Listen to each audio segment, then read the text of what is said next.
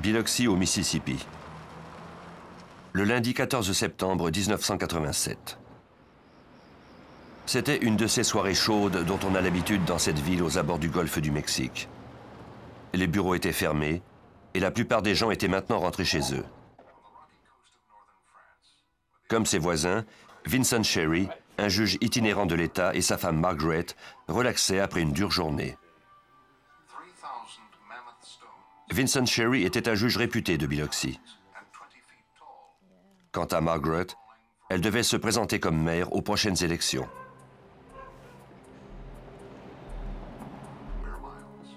Depuis plusieurs années, Vincent et Margaret étaient des membres actifs au sein de la vie politique de la ville. Leurs 3 enfants vivaient maintenant chacun de leur côté. Le lendemain, ils devaient rendre visite à leur fille à l'extérieur de l'État. Ce couple semblait mener une vie idéale. Vincent et Margaret se préparaient à aller se coucher quand un visiteur impromptu sonna à leur porte.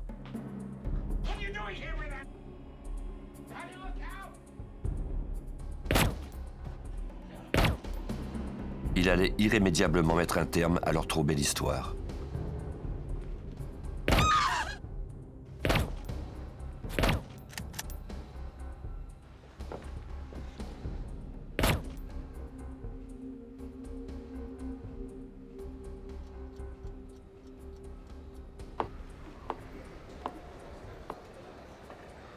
Comme les Sherry devaient passer la journée du lendemain avec leur fille, on ne commença à s'inquiéter de leur absence que le surlendemain, le mercredi 16 septembre, quand on constata que le juge Sherry ne se présentait pas en cour.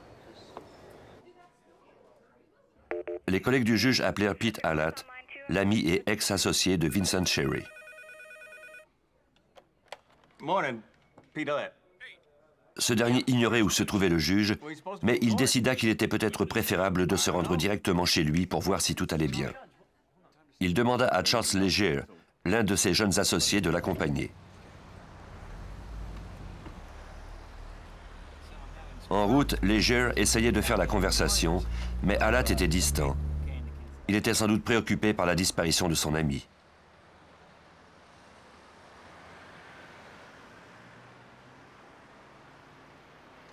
Les 2 voitures des Sherry se trouvaient dans l'allée de leur maison.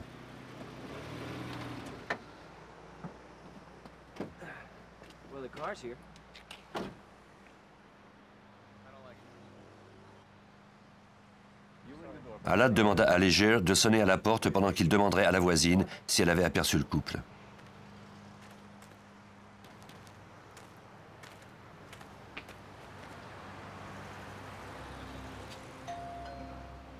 Leger sonna mais n'obtint pas de réponse. Il vit alors que les journaux des 2 derniers jours n'avaient pas été ramassés. La voisine déclara à Allat qu'elle n'avait pas vu les Sherry depuis quelques jours. Elle avait d'ailleurs trouvé cela bizarre puisque leurs 2 voitures étaient là. Leger tourna alors la poignée de la porte des Sherry et constata qu'elle n'était pas verrouillée. Quelque chose ne tournait pas rond.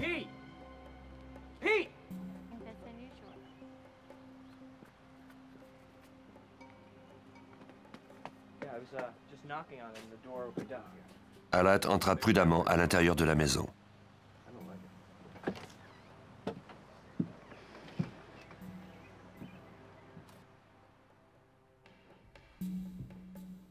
Il fit une découverte troublante après seulement quelques pas. Le juge Sherry avait été tué par balle dans sa propre maison.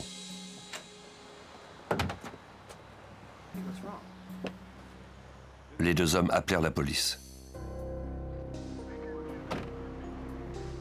Les policiers arrivèrent sur les lieux et trouvèrent le corps de Vincent Sherry dans l'entrée. Dans la chambre à coucher au fond de la maison, gisait le corps de Margaret. Comme il s'agissait de notables, cette enquête pour homicide attira l'attention des médias et dut être traitée en priorité. Les détectives appelèrent les agents du bureau du FBI de Biloxi. Même s'ils ignoraient encore si le FBI devait être mêlé à cette affaire, les agents offrirent leurs services ainsi que ceux des experts de leur laboratoire judiciaire.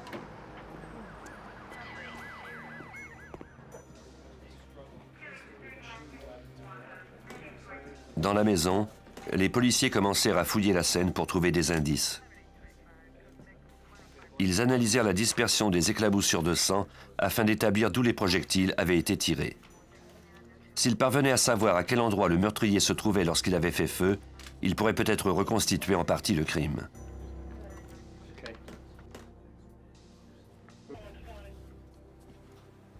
L'inspecteur Robert Burris, technicien au service de police de Biloxi, participa à la cueillette d'indices. Il découvrit quelque chose de prometteur. Il y avait des traînées de sang au pied du juge. Elles descendaient le long de ses jambes.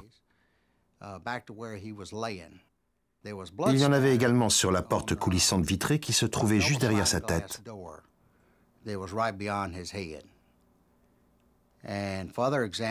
Plus tard, j'ai trouvé des petits morceaux de caoutchouc mousse. Pour Burris, la conclusion était évidente. Le tueur avait utilisé un silencieux de sa fabrication. Les techniciens se mirent à la recherche d'empreintes digitales, mais aucune d'entre elles ne se révéla de quelque utilité. Ils trouvèrent ensuite 9 douilles de calibre 22 provenant d'un pistolet semi-automatique. Ils recueillirent aussi les projectiles qui avaient tué les Sherry. L'emplacement des douilles indiquait que les coups de feu s'étaient succédé rapidement. Mais ce qu'il y avait de plus frappant, c'était l'absence de traces du meurtrier. Rien sur la scène ne donnait d'informations sur son identité. Il avait travaillé intelligemment et le but de sa mission était sans équivoque.